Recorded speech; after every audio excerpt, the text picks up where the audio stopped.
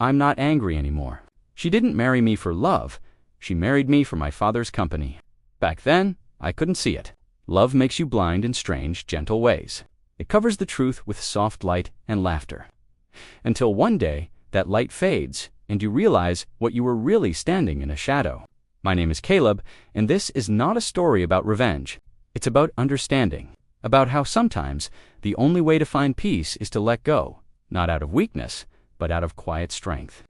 I grew up in a world where everything looked perfect from the outside. My father, Colton, built an empire from nothing, a man everyone called a genius, but I just called Dad. People saw his success. I saw his loneliness, and maybe that's why I never cared for wealth the way others did. I didn't want to inherit a company. I wanted to inherit his heart, his kindness, his wisdom, his peace. Then came Haley. She walked into my life like sunlight after rain, warm, graceful, and full of promises. Her smile could silence a room, and for a while, I believed every word she said, every touch, every dream we painted together. But love built on illusion always trembles. And when it falls, it doesn't shatter loudly. It breaks quietly, like glass under a pillow. I didn't know it then, but the woman I loved was only looking at me through the reflection of my father's fortune. Every compliment, every gentle word, every hand she held, it wasn't me she wanted. It was the life attached to my last name. And when I found out, I didn't yell. I didn't curse her. I just made a choice, one that changed everything. I gave it all away, before the wedding, before the vows, before she could own even a fraction of a lie. This isn't a story about punishment. It's a story about truth, the kind that doesn't scream, but whispers softly in your heart long after the world stops listening. I grew up in a house so big that silence had its own echo. When I was younger, I used to wander down the marble hallways, my small footsteps bouncing off the walls, wondering if my father could hear me from his office upstairs. Most nights, he couldn't. He was busy, building, signing, creating, expanding. Colton was a man people admired, feared, and envied all at once. He had the kind of presence that filled a room without saying much. His suits were always pressed, his tone calm but final. To the world, he was the image of control. But to me, he was just my father, the man who forgot to eat dinner some nights because the world demanded too much of him. My mother passed away when I was 10. After that, our home turned colder, quieter. My father loved me. I know he did. But his love came through actions, not words. He would send me to the best schools, buy me things I never asked for, and arrange meetings with people I should know. But I never wanted to be like him. Not because I didn't respect him. I did, deeply. But because every time I saw him smile for the cameras, I could see in his eyes that he was tired. I didn't want a life that made me tired of being alive. So while he built his company higher and higher, I found my peace in simple things. A walk in the park. A cup of coffee from a small cafe where no one knew my name. The way the morning light fell through my window, reminding me that life didn't have to be loud to be meaningful. By the time I turned 28, my father had already announced that I would eventually take over. He said it with pride, but also expectation. And I nodded, though my heart quietly whispered, no. That was the same year I met Haley. It was at a charity gala, one of those glittering events where people wear smiles that don't reach their eyes. I remember standing by the balcony, away from the crowd, when she approached me. "Don't you think everyone here is pretending?" she asked softly, holding a glass of champagne she barely sipped. I looked at her, surprised. Most people try to impress at those events, not question them. "I guess so," I said. "Maybe that's how they survive it." She smiled, and it was the kind of smile that looked honest, like a small rebellion in a world full of masks. "I like that answer," she said. Most men would have disagreed, just to sound polite. That night, we talked for hours. She told me about her work in interior design, her love for books, her dream of starting her own studio one day, and I believed every word. What I didn't know was that Haley came from a family with fading wealth, once rich, now quietly desperate to stay relevant. Her father's investments had failed. Her mother's social circle had shrunk. But none of that mattered to me then. I wasn't looking for her past. I was falling for her present. For weeks after that, we kept meeting. Coffee shops, art galleries, long drives without destinations. She laughed at my quiet jokes and listened when I talked about my mother. There were moments I'd look at her and think, maybe this is what peace feels like. Even Colton, my father, seemed intrigued when he met her. He was polite but distant, as he always was. After dinner, when Haley had left, he looked at me and said, "She's beautiful. But beauty is common, Caleb. Find out what else she brings before you give her your heart." I smiled then, brushing it off. "You don't have to worry, Dad. She's different." He didn't argue. He never did. But there was a long silence before he finally said, "Different isn't always better." At the time, I thought he was being cold. Now I realize he was being protective. Our relationship grew quickly. Within a few months, we were inseparable. Haley had this way of making everything feel lighter. She'd plan weekend trips, surprise dinners, and even simple walks by the lake. She said she loved how I didn't flaunt my father's money. "You could have anything," she'd tell me, running her fingers along my arm, "but you choose simple things. That's rare." I remember feeling proud of that. But later, I would understand what she admired wasn't simplicity, it was what simplicity was attached to. When we got engaged, the news spread fast. The media loved it, the billionaire's son and the elegant designer. For a while, it felt perfect. My father threw a small dinner to celebrate, though I could tell he wasn't entirely convinced. After everyone left, he poured himself a drink and said, "Son, when people love you for who you are, they don't care what you have. Be careful which kind of love you're standing in." I smiled faintly. "You think she's after the company?" He didn't answer directly. He just looked at the city lights through the window and said, "Love tested by comfort is never really tested at all." I didn't want to believe him. Love, I thought, should be trusted, not examined. But as time went on, small things started to show. Haley often talked about our future, but most of her sentences began with, "When you take over the company." She'd mention luxury homes, charity boards, and events she'd host as Mrs. Rivers. And every time, I'd feel a strange distance grow inside me, like a tiny crack in glass. Still, I told myself it was normal. Dreams, plans, excitement, that's what couples do, right? But one evening, something changed. We were at dinner with some of my father's business associates. Haley was charming, confident, and dazzling. Everyone loved her. But when one of the men joked, "Soon you'll be running the show," Haley, the future Mrs. Rivers of Colton Enterprises, she smiled and said, "Oh, I already feel like I own a piece of it." Everyone laughed, except me. It was a simple line, maybe even innocent. But the way she said it, the way her eyes flickered toward me, then to my father, made something inside me go quiet. That night, when we got home, I asked her, "Haley, do you ever wonder what it would be like if I didn't have all this?" She laughed lightly. "Why would I? You do have it." Her answer was soft, almost teasing, but it hurt more than if she had shouted. That's when the thought began, not of revenge, not of anger, but of clarity. If she loved me, truly loved me, then none of this would matter. Not the company, not the money, not the name. And if she didn't, then I needed to know before I gave her everything. So, I made a decision. One that even Colton didn't expect. I would give it all away. Not to destroy her, but to free myself from wondering. If her love could survive without wealth, then it was real. If it couldn't, then I'd finally see the truth. I didn't tell anyone at first, not even my father. When the idea of giving everything away settled into my heart, it felt like holding fire, painful, dangerous, but cleansing. For nights, I couldn't sleep. I'd sit on the balcony, watching the city lights stretch endlessly, thinking about how much of my life had been built by other people's hands, not mine. My father's success, his empire, his name, everything I owned had his fingerprints on it. But what did I truly have that was mine? The answer hurt, nothing. That realization made my decision clearer. I didn't want to live under the weight of borrowed success, and I didn't want a love that leaned on it either. So, quietly, I began the process. My father's legal team thought I'd lost my mind when I asked to transfer my entire stake in Colton Enterprises to a charity foundation. The paperwork alone took weeks. I handled it discreetly, making sure Haley knew nothing. When Colton found out, he called me into his study. He didn't raise his voice, but his eyes carried the kind of silence that demands an explanation. "Caleb," he said slowly, "I've seen you make strange choices before. This one feels like a storm." I smiled faintly, though my heart was pounding. "It's not a storm, Dad. It's just truth.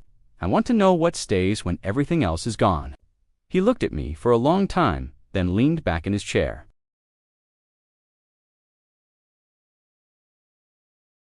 And what if what stays is nothing? Then I'll know, I said softly, and I'll be free. He sighed, almost sadly. You're more like your mother than you realize. She believed in love that didn't need proof. You believe in proof that will show love. He paused, then added, just remember, son, sometimes when you test love, you end up breaking it. I nodded. Maybe it was already broken. He didn't stop me after that. He never did. Maybe he knew I had to walk this road myself. In the days leading up to the wedding, Haley became busier, excited, glowing, endlessly planning. She spoke about our honeymoon destinations, our future homes, and which magazines might want to feature our wedding photos. She'd call herself Mrs. Rivers every chance she got, sometimes playfully, sometimes with quiet pride. And I played along. I smiled, I listened, I held her hand. But inside, I was counting down. Each day brought me closer to the moment of truth. One evening, as we sat together on the couch, she rested her head on my shoulder and said, I still can't believe I'm marrying you. Everything feels like a dream. I looked at her, really looked at her. The perfect hair, the soft scent of perfume, the way she held her wine glass just right, like someone born for elegance. Haley, I asked gently, what do you think makes a marriage last? She smiled. Compatibility, comfort, and of course, stability. You know, a secure life. Financially secure? I asked softly. She nodded, almost too quickly. Well, yes. I mean, love is wonderful, but you can't live on feelings, right? I smiled weakly. Right? She laughed, unaware that each word was another quiet confirmation. That night, when she left to meet her bridesmaids, I walked into my father's office and signed the final papers. The company was gone. No longer mine. My lawyer looked at me like I was insane. Are you sure about this, Mr. Rivers? Once this is filed, you can't undo it. I nodded. That's the point. When Colton heard, he didn't speak to me for 2 days. Then, on the third evening, he found me sitting by the piano in the old lounge. He poured 2 drinks, sat beside me, and said quietly, I told you not to test love. But you did it anyway. I had 2, Dad. He nodded slowly. Then whatever happens next, don't let it make you bitter. Love, even false love, teaches something true. I remember those words clearly, something true. I didn't know what they meant then, but I would soon. The next week, I told Haley. We were sitting in the garden behind the mansion, surrounded by roses my mother once planted. The air was warm, filled with the sound of wind through leaves. I took her hand gently and said, Haley, I need to tell you something before the wedding. She smiled, still glowing with excitement. You're not getting cold feet, are you? No, I said softly, but things have changed. My father has stepped down from his company, and I've given away my shares. Her smile faltered slightly. What do you mean? I said carefully, I no longer own anything connected to the company. It's all been donated. We'll have to start fresh, from what I earn on my own. There was a pause, a long, still silence. She blinked a few times, then let out a soft laugh. You're joking.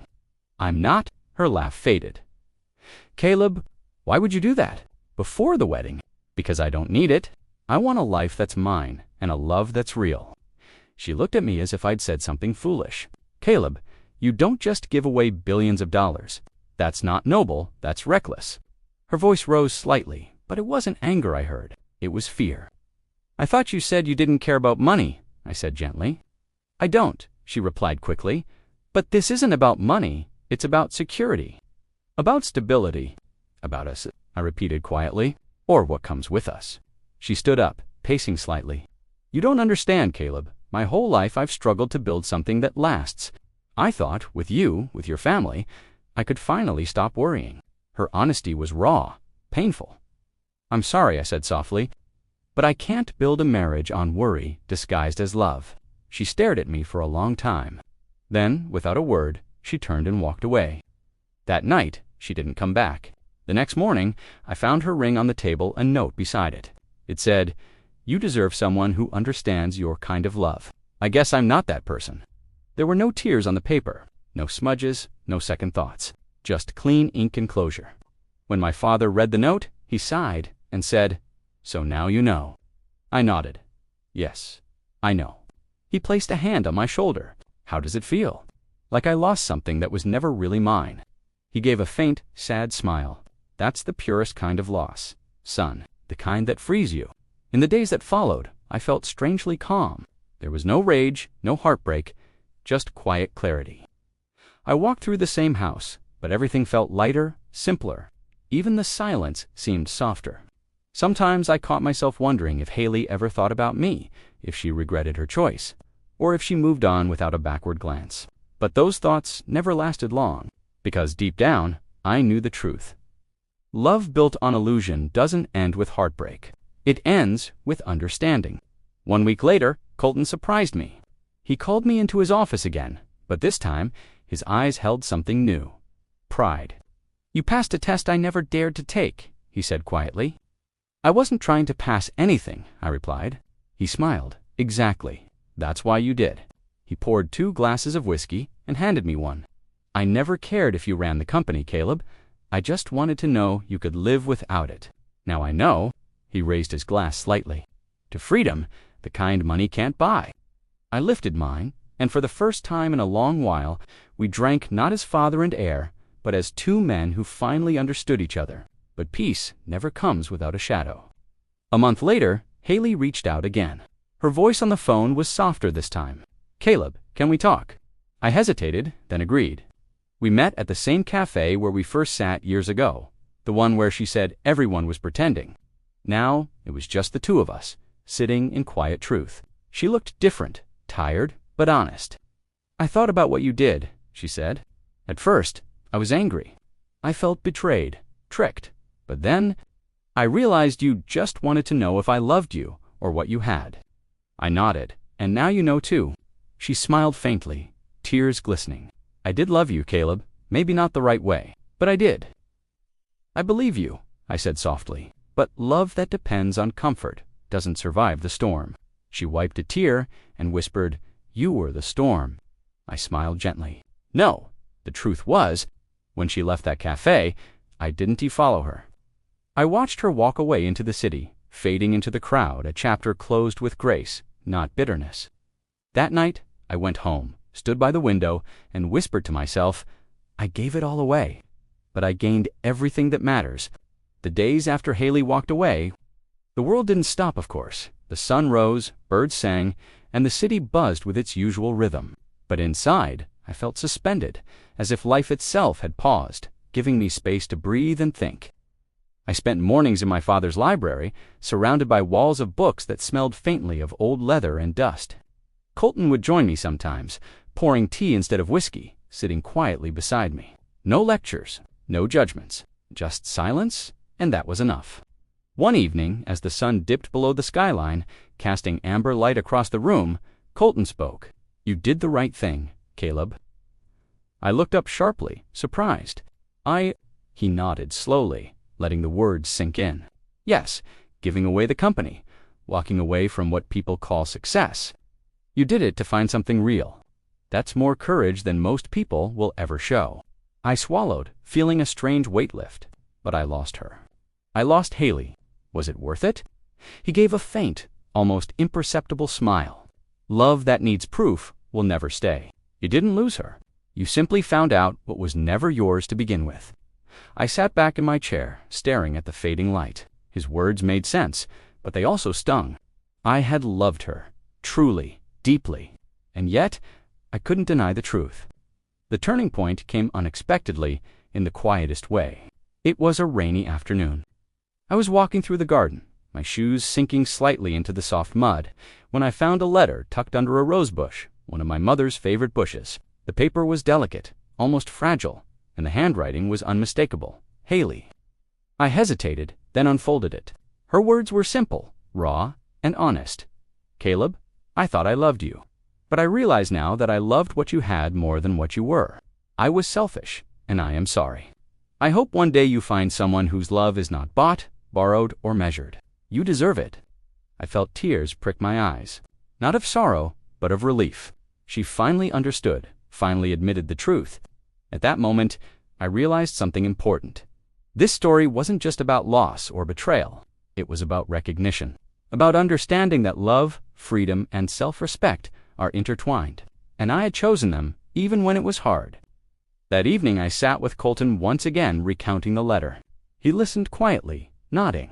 "You see, Caleb," he said, "the world will always try to tempt you with shortcuts, with things that look beautiful but aren't real. You passed the test not by fighting." I nodded slowly. "It wasn't easy, Dad. I thought I might regret it forever." "Regret is a teacher," he replied softly.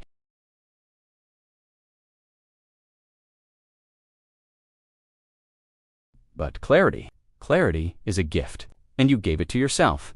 It was then I began to understand what he had meant by what stays when everything else is gone. The company, the wealth, the status, all of that could vanish in an instant. But the truth, the choices we make, the values we hold, those remain. In the weeks that followed, I started helping the charity that had received the company. It was humbling, grounding work, organizing food drives, meeting people who had nothing, witnessing lives rebuilt from scratch. And in those moments, I felt wealth in a way I never had before. Not in money, not in power, but in connection, empathy, and quiet joy. It was during one of these charity events that I saw Haley again. She was volunteering for a separate initiative, helping children with art projects. Her hair was tied back, her face unmasked by makeup, her smile softer than I remembered. Our eyes met, and there was recognition, not warmth, not longing, just acknowledgement. We nodded politely. No words were needed. I realized then that closure didn't always need conversation. Sometimes it arrived in silence. One night, alone in my father's study, I found an old photo album. Pictures of my mother, my childhood, my father's early days in business, all reminders of life beyond money. I smiled faintly at a picture of Colton and me sitting on a small park bench, laughing at some forgotten joke. "Dad," I whispered, "thank you for letting me choose my own path."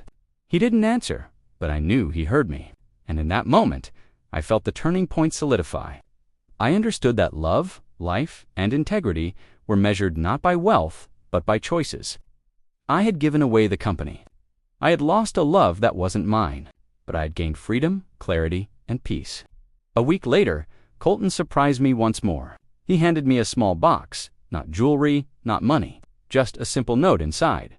"For Caleb, to remind you that legacy isn't what you inherit. It's what you leave behind, in heart, in truth, and in courage." I held the note, feeling the weight of everything that had happened. It was then I realized that giving away the company hadn't been a loss. It had been the first act of real inheritance, one of integrity and self-respect. The turning point wasn't dramatic. There were no shouting matches, no public humiliation. There was just the quiet, profound realization that my life, my love, and my choices were mine, not anyone else's. And sometimes, the most powerful moments are the ones that arrive silently, settling like soft rain over a dry landscape, leaving everything renewed. After the storm had passed, life returned, not to normal, but to something better, something calmer, lighter. I found myself waking each morning without the weight of expectation pressing down on me. No looming corporate empire, no anxious questions about wealth or status. No invisible contracts tying my happiness to someone else's desire. I had freedom, and with freedom came clarity. I spent more time with Colton during this period. He didn't need to lecture me anymore. Our conversations were slow, reflective, filled with silences that spoke louder than words. We would sit by the large windows of the study. The city sprawled below us, lights twinkling like distant stars. He'd pour us both tea, a habit he had kept from when I was a boy. I'd watch him carefully stir the cup, watching the steam curl and fade into the air. "You've changed, Caleb," he said one evening, his voice soft and steady. "You walk differently. You speak differently. There's no fear in you." I smiled faintly. "I lost a lot, Dad." "No," he said slowly. "You didn't lose. You chose, and in choosing, you gained the one thing people rarely find themselves." The days that followed were filled with simple pleasures. I walked through the garden in the mornings, listening to birds singing softly, feeling the dew on my shoes. I wandered the city streets, stopping at small cafes, watching life unfold around me. I started volunteering regularly, visiting children, helping families, witnessing lives rebuilt from scraps of hope. And in those moments, I felt the kind of wealth that Haley had never understood, the richness of connection, compassion, and quiet joy. Money could buy almost anything, but it could not buy the warmth of a smile, the relief in someone's eyes, or the peace of knowing you have lived honestly. One afternoon, I found myself walking near the park where I had first met Haley. The memories came in soft waves, the way she had laughed, the way she had leaned her head on my shoulder. The dreams we had whispered into the night. I paused, closing my eyes. And for the first time in a long while, I forgave her, not for what she had done, but for the choices she made, for the human instinct to seek comfort and security in a world that often feels cruel. I whispered to the empty air, "You did what you thought was right for you, and I did what was right for me." The wind rustled the leaves, as if answering. Colton came to visit me later that evening. He brought a small envelope and handed it to me without a word. Inside, I found letters, correspondence from old business partners, notes from charities, and even personal letters from people I had helped after giving away the company. Each one was a story of gratitude, a reminder that even a single act of integrity can ripple through lives in ways you never see. I looked up at my father. "You kept these?" He shrugged, a small smile tugging at his lips. "They're yours. You gave more than money. You gave hope. That's worth more than any company could ever be."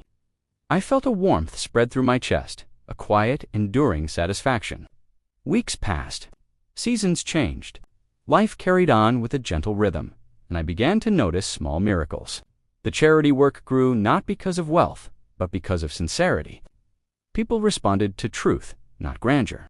Children laughed in playgrounds where years before there had been only silence. Families found support when they thought none existed. And I realized that giving away the company had created more life, more hope, and more meaning than keeping it ever could. One evening, while walking home from a local school event, I saw Haley again. She was across the street, helping organize donations for a separate initiative. She looked older, quieter, softer, not the ambitious woman I had known, but someone touched by humility. Our eyes met briefly. She gave a small nod, and I returned it. No words were spoken, no emotions forced, just acknowledgement. I realized then that our chapter had closed fully. There was no need for anger, no need for bitterness. She had learned, as I had, that the true measure of a person is not what they seek to gain, but what they choose to give. Later that night, I sat in the garden, the moonlight silvering the leaves, the air soft with the scent of jasmine. I thought of everything that had happened, the love that was, the love that wasn't, the choices made, the lessons learned. And for the first time, I felt completely free. Freedom wasn't loud or dramatic. It didn't announce itself. It arrived quietly, in moments of understanding, in choices made with integrity, in the courage to walk away from what wasn't meant for you. Sometimes people ask me if I regret giving away the company. I smile gently. No, I tell them.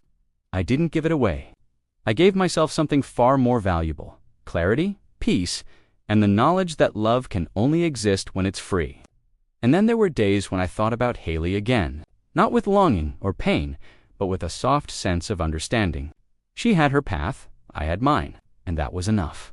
I continued to spend time with Colton, learning from him in ways I never had before. He never pressured me to return to business, to reclaim wealth, or to chase ambition. Instead, he taught me the art of patience, of observation, of quiet power. "You see, Caleb," he said one evening, as we watched the sunset from the balcony, "power isn't always in what you hold. Sometimes it's in what you choose to release." I nodded, understanding fully now. Releasing the company, letting go of a false love, stepping away from expectation, all of it had given me the strongest power I had ever known. Months later, I sat at my father's old piano, playing softly, letting the music fill the room. Colton listened, and for a long while neither of us spoke. The silence wasn't empty. It was full of everything that mattered: family, understanding, integrity, and quiet triumph. I thought back to Haley once more. I wished her well, truly. I hoped she found the love she deserved, one not measured by money or convenience, but by genuine connection. And in the quiet, I whispered to myself, I gave it all away, and in doing so, I gained everything that truly matters. I often sit by the window in the quiet evenings, watching the city lights flicker like distant stars. The world moves fast out there. Deals are made. Fortunes rise and fall. People rush through life, chasing more than they need. But here, in this stillness, I feel the truth of what matters. I'm Caleb, and I learned something that no amount of money could teach me. Love, integrity, freedom. These cannot be measured, bought, or inherited. They must be felt, chosen, and protected. Giving away the company wasn't an act of revenge. It wasn't even an act of courage. It was an act of clarity. I wanted to know who I was, what I valued, and what love truly meant. And in that choice, I found peace. Haley taught me a lesson, too, not one of anger or betrayal, but of understanding human nature. People love what comforts them, what promises security. That's not evil. It's just truth. And sometimes, the hardest part of life is seeing that truth without bitterness, without blame. My father, Colton, once told me, legacy isn't what you inherit. It's what you leave behind in heart, in truth, and in courage. I finally understand what he meant. My legacy isn't the company, the wealth, or the name. It's the way I chose to live honestly, freely, and without compromise. And in this quiet life, I see it every day in the smiles of those we help, in the laughter of children who have hope, in the peaceful moments when I feel truly myself. That is wealth beyond measure. I sometimes think about love, not the love that comes wrapped in promises and wealth, but the love that survives honesty, patience, and understanding. That love is rare, but it exists in quiet acts, in gentle words, in hearts that choose each other for who they are, not for what they have. I look back on Haley with no anger, no longing. She followed her path, and I followed mine. And that, I think, is the greatest act of love. Letting go without regret. So I sit here, in the calm of my own life, and whisper to the world, in the end, wealth can't measure the worth of love. It's simple, it's true, and it's enough. And with that, I am free.